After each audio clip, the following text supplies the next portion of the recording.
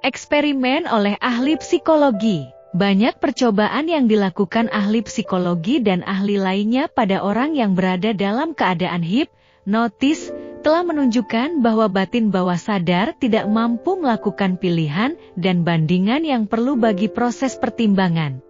Mereka menunjukkan berkali-kali bahwa batin bawah sadar akan menerima gagasan apa saja, bagaimanapun palsunya, begitu menerima gagasan yang telah diberikan padanya.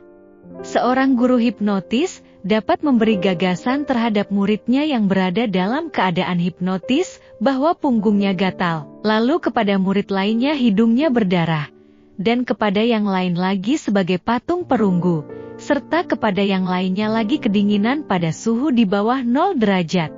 Masing-masing akan menuruti gagasan yang berlaku baginya, sama sekali akan tidak sesuai dengan gagasannya.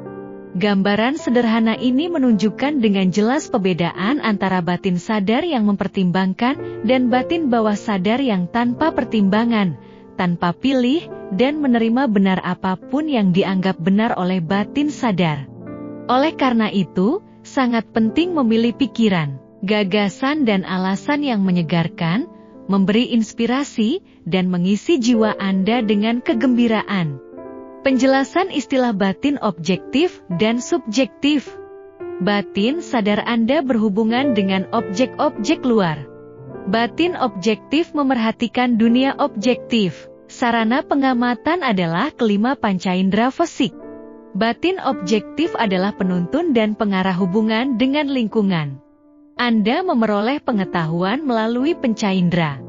Batin objektif belajar lewat pengamatan, pengalaman, dan pendidikan. Fungsi terpenting dari batin objektif adalah pertimbangan. Misalkan Anda adalah seorang wisatawan yang mengunjungi Bali tiap tahunnya.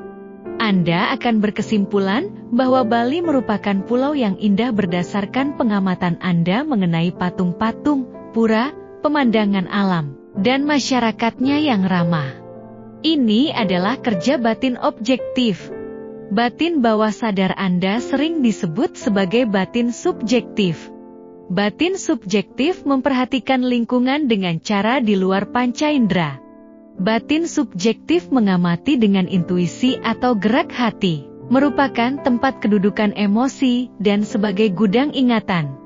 Batin subjektif melaksanakan fungsi tertingginya bila indera objektif sedang dalam keadaan pasif. Singkatnya, batin subjektif merupakan kecerdasan yang timbul bila batin objektif dalam keadaan tertunda atau dalam keadaan mengantuk. Batin subjektif melihat tanpa menggunakan alat penglihatan alami. Ia mempunyai kemampuan melihat dan mendengarkan keadaan pada jarak jauh tanpa sarana apa-apa. Batin subjektif dapat meninggalkan badan, bepergian ke tempat jauh, dan membawa kembali informasi yang tepat sekali. Melalui batin subjektif Anda bisa membaca pikiran orang lain, membaca isi dari amplop tertutup, atau peti terkunci. Batin subjektif punya kemampuan mengerti pikiran orang lain tanpa menggunakan sarana komunikasi objektif biasa. Adalah sangat penting untuk mengerti pengaruh timbal balik batin objektif dan batin subjektif, supaya dapat belajar cara doa yang benar.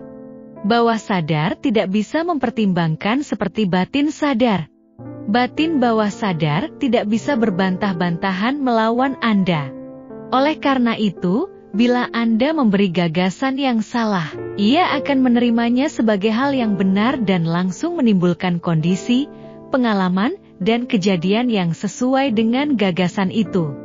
Semua hal yang terjadi pada Anda itu berdasarkan pikiran yang terkesan pada batin bawah sadar melalui kepercayaan. Bila Anda menyampaikan konsep salah kepada batin bawah sadar, cara paling ampuh untuk melawannya adalah mengulang-ulang pikiran konstruktif dan serasi sampai diterima oleh batin bawah sadar, sehingga terbentuklah kebiasaan yang sehat.